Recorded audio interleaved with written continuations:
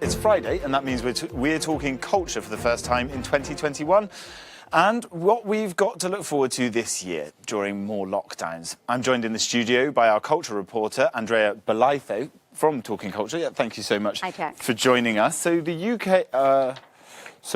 UK left the EU last week, as we know. How is this affecting rock groups and bands for the potential music festivals when we're eventually allowed to have them? Well, I wish the news was going to be a bit better, but let me just launch straight in. I suppose there are various problems that are being thrown up by Brexit.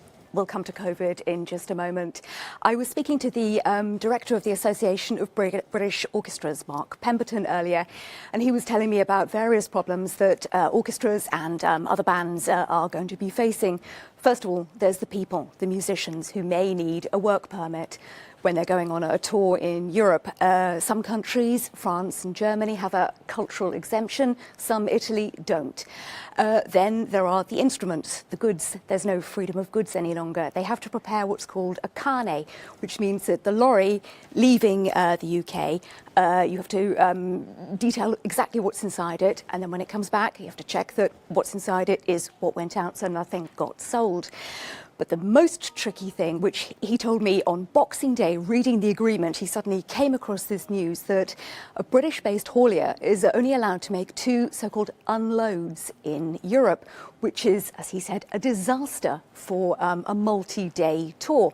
I mean, obviously, orchestras and bands, 30 days plus is quite normal.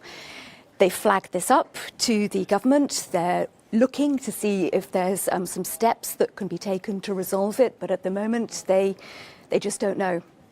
I suppose, given the COVID situation, no one is actually touring at the moment, so they have a little bit of time to kind of untangle these regulations.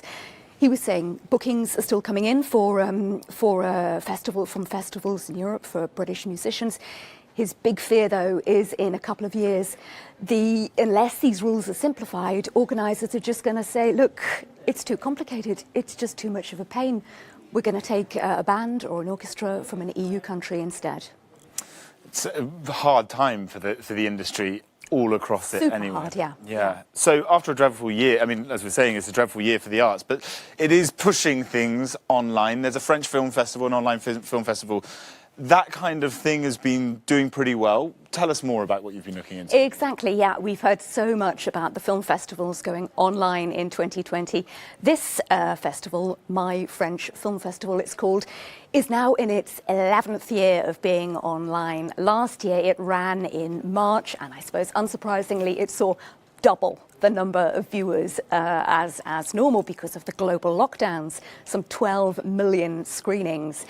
The idea is that the public can sign up, watch a film, vote on the film and comment on the film. There's a professional jury as well. There's 10 feature films, 10 shorts and 13 other films which aren't in competition.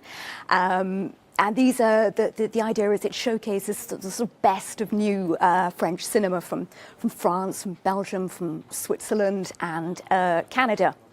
So the films are streamed pretty much across the world, about 60 different streaming platforms. Apple TV and Amazon Prime are some of the well-known names there. And while the films are free to watch in some countries, in Europe, £1.99 per feature film, £7.99 for the package of 10. Perhaps not bad. Next best thing when you can't get into the cinema. Andrea, thanks so much for joining us You're welcome. in the studio.